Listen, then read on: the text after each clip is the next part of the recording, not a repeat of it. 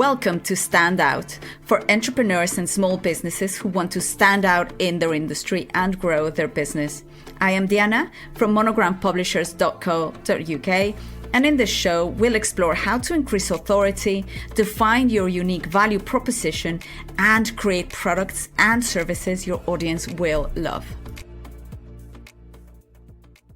In this episode of our monologues, I'll be talking about the importance of creating a personal brand. This concept has been gathering a lot of momentum lately, and I thought it would be an excellent theme for today.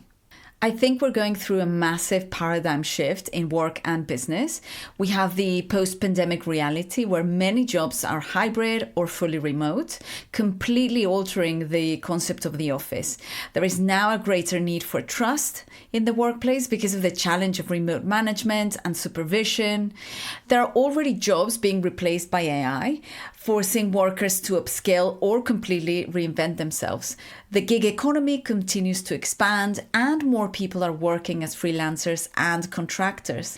There is also an aging workforce, and in some cases, as technology moves so fast, some older workers can't adapt fast enough, and some younger, more tech-savvy workers are coming into the workforce, which, by the way, they really prefer to have more agency over their time and prefer to work remotely. And maybe all of this contributes to the buzz around the importance of building a personal brand. Let me tell you a story. And I'm not going to say names, and I'm sure you'll know who I'm talking about by the end. This was way back in the 60s. This person was dyslexic and didn't particularly like school. So they dropped out and started a student magazine covering topics like politics and culture. And this led to another venture that started to provide affordable music to young people. So they started their own music label. They became very successful, and they opened a record shop in London's Oxford Street, which became the hub where music lovers could go and listen to their favorite records in booths,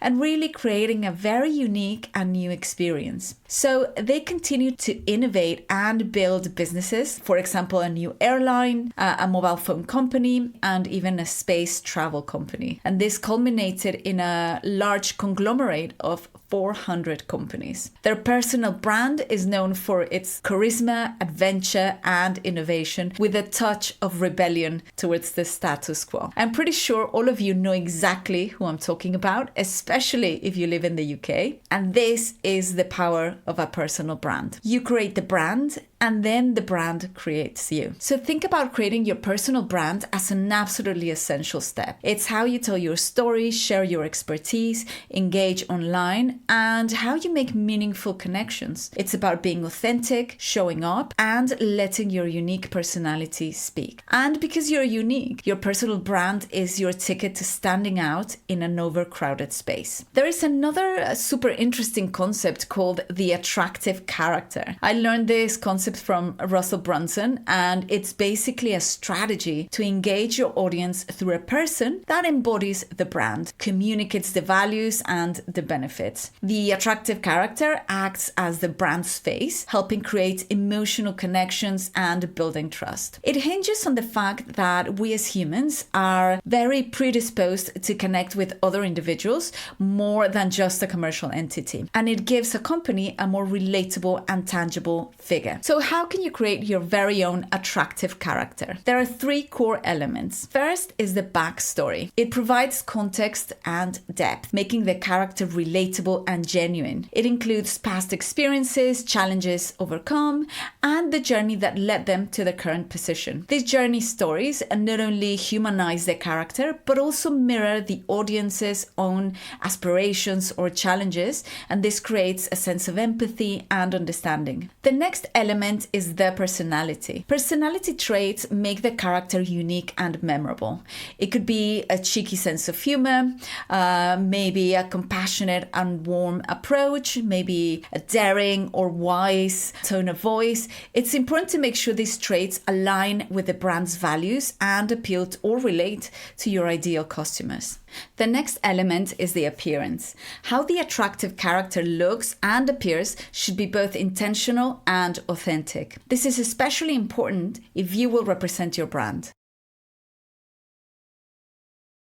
And you can get really detailed here. It's not only the physical appearance, but the way you would dress, the accessories you would wear, and often something in your environment that might be associated with your character. So if you have a pet, for example, that you are always with, that could potentially be part of your attractive character. It's important to be consistent in the appearance. I totally understand that it's not always easy, but if you will be the face of your brand, try to curate how you represent yourself as much as possible. For example, I am the face of Monogram Publishers, so I looked at myself and thought about the elements that make me me. I have dark, long hair, and I have lots of gray hair because I've never dyed my hair, so it's naturally just turned gray in areas. And I style it so they actually show more. I also use glasses, so when I'm working or doing any online appearance, I have my glasses on actually because I need them, but also they become a little bit of my personal brand. And I do have a few of them, so I can change them sometimes. I also have an accent because I'm from Mexico, and over the years in the UK,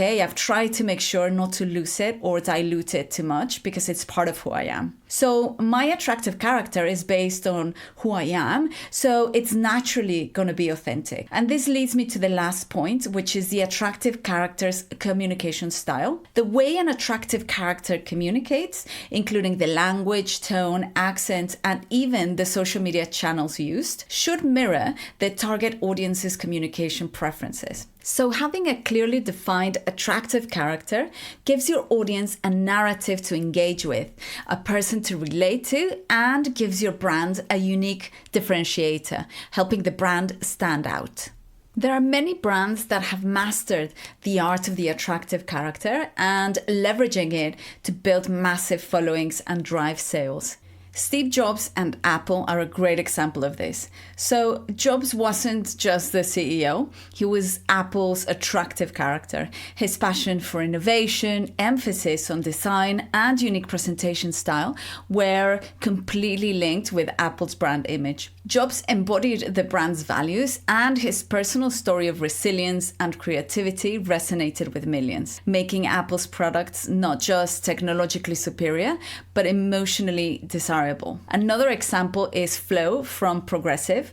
The insurance sector, typically viewed as quite mundane and even boring, was transformed through its attractive character Flo. Flo is a fictional character played by actress and comedian Stephanie Courtney, and Flo has a quirky personality, a very distinctive appearance. She's funny and makes insurance discussions way more engaging and accessible. So Flo humanizes the brand, making it more approachable and relatable to customers. And also, your brand character doesn't have to be a person, but it could be an invented character. For example, Tony the Tiger for Kellogg's Frosted Flakes is a great example of this, and many brands opt for this approach too. If you want to represent your brand yourself, you might think that you just need to show up and be you and that's it. But there's a little bit more to it. Being a strong, attractive character for your brand hinges on how intentionally you build your personal brand and how you can use it to grow your business. So remember, you first create your personal brand and then your personal brand creates you. So being intentional and almost aspirational in the design of your personal brand will have an impact on how people perceive you and eventually how you perceive yourself. So start with some deep self-reflection to identify your passions, skills, and experiences. What aspects of your personal and professional life are most fulfilling? Understanding what drives you and what you value is the first step in being able to articulate your uniqueness. Ask people around you for feedback and their opinions. Many times others can pinpoint unique qualities you might overlook, and this external perspective can really help clarify what sets you apart. Examine your current online presence and look for patterns in how you communicate and interact, and also look for distinctive traits and maybe ways in which you show your values. Look at your industry and try to look for gaps and underserved areas. Maybe, like in the example of insurance, the industry was seen as boring and really mundane, so a Flo came in to spice things up and create a warm and approachable experience. Is there something unique to you that can create a bit of positive disruption in your industry and help your personal brand be more engaging? And the last and most exciting stage, based on what you've done in the previous steps, imagine how would you like to show up? What are the traits that you have and want to embody even more? The traits you don't have and would like to get. If you have certain perceived weaknesses, imagine them as strengths. And what would they look like in your personal brand? Once you've finished this exercise, imagine a scene relevant to your business where you embody your personal brand fully. How will you act? How will you talk? How will you engage with people? Go through this scene with your eyes closed and with as much detail as possible. Do this visualization daily for 2 weeks to help your new personal brand really embed. The more you act like your personal brand, the more you will become it. And I'll finish with a few tips to put your personal brand in practice.